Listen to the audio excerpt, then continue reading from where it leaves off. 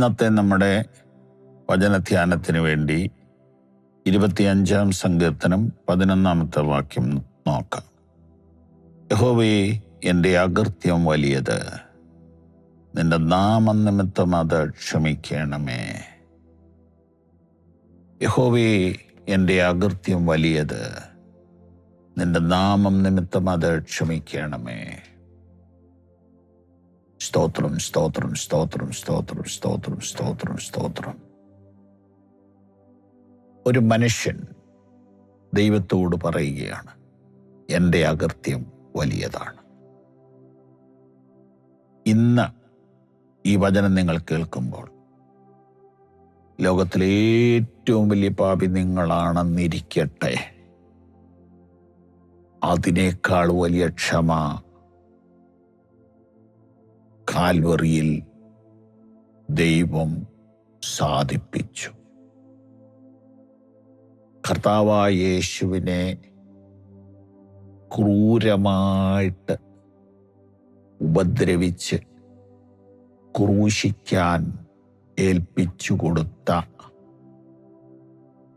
യഹൂദന്മാരെ നോക്കിക്കൊണ്ട്, റോമാക്കാരെ നോക്കിക്കൊണ്ട്, പരീശന്മാരെ നോക്കിക്കൊണ്ട്, പുരോഹിതന്മാരെ നോക്കിക്കൊണ്ട് കുരിശിൽ കിടന്നുകൊണ്ട് യേശു പറഞ്ഞ വാക്ക്, പിതാവേ, ഇവരോട് ക്ഷമിക്കണമേ. ആ പ്രാർത്ഥന ദൈവം കേട്ടു. ആ ക്രൂശിക്കാൻ നിന്നവരിൽ 3000 പേരാണ് പെന്തക്കോസ്തിയുടെ അന്ന് ക്രിസ്തുവിനെ സ്വീകരിക്കാൻ വന്നത്. ക്രിസ്തുവിനെ സ്വീകരിച്ച അനന്തരം വിശ്വാസ സ്നാനം സ്വീകരിപ്പാൻ വന്നത് 3000 പേരാണ്. എത്ര വലിയ പാപിക്കും തക്കതായ ക്ഷമ തരുന്ന ഒരു കോടതിയാണ് കാൽവറി ക്രൂശ്. നിങ്ങളെപ്പോഴെങ്കിലും വായിക്കാനോ പഠിക്കാനോ പറ്റുമെങ്കിൽ വായിക്കണം. ക്രൂശ് എത്ര കഠിനമാണ്, ക്രൂശ് എത്ര ക്രൂരമാണ്. റോമാക്കാരെ പോലെ ക്രൂരത കാണിക്കാൻ സാധാരണക്കാർക്ക് കഴിയില്ല. ഇന്ന് ഹ്യൂമൻ റൈറ്റ്സ് എന്നൊരു സാധനമുണ്ട്. ഒരു മനുഷ്യനെയും കഠിനമായിട്ട് ഉപദ്രവിക്കാൻ പാടില്ല.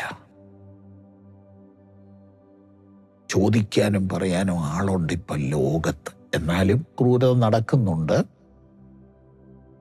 അപ്പൊ യേശുക്രിസ്തുവിനോട് ചെയ്തത് ഇന്ന് 2020-കളിൽ 2026-ലൊക്കെ ഒരു നായോട് ചെയ്താൽ അവൻ ജയിലിൽ പോകും.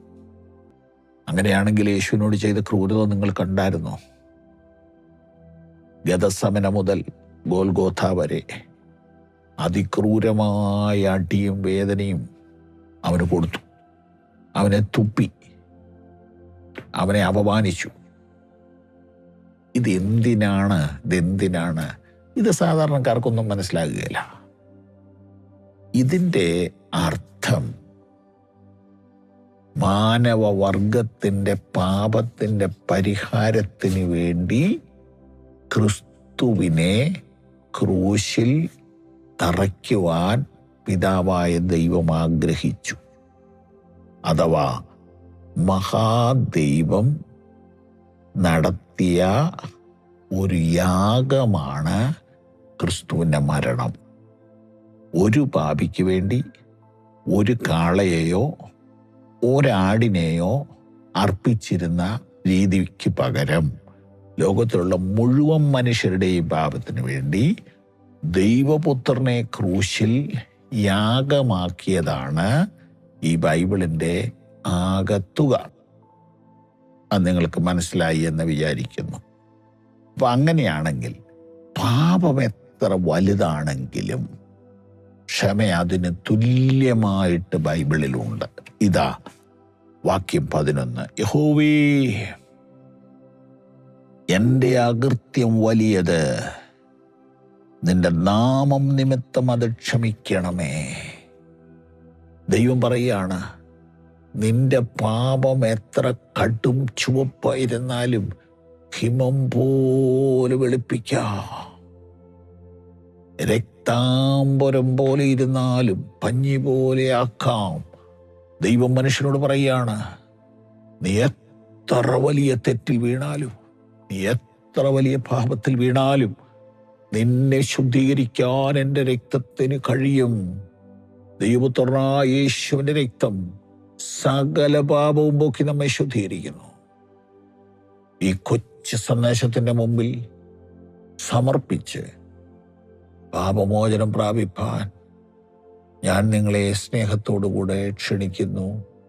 ദൈവം നിങ്ങളെ അനുഗ്രഹിക്കട്ടെ.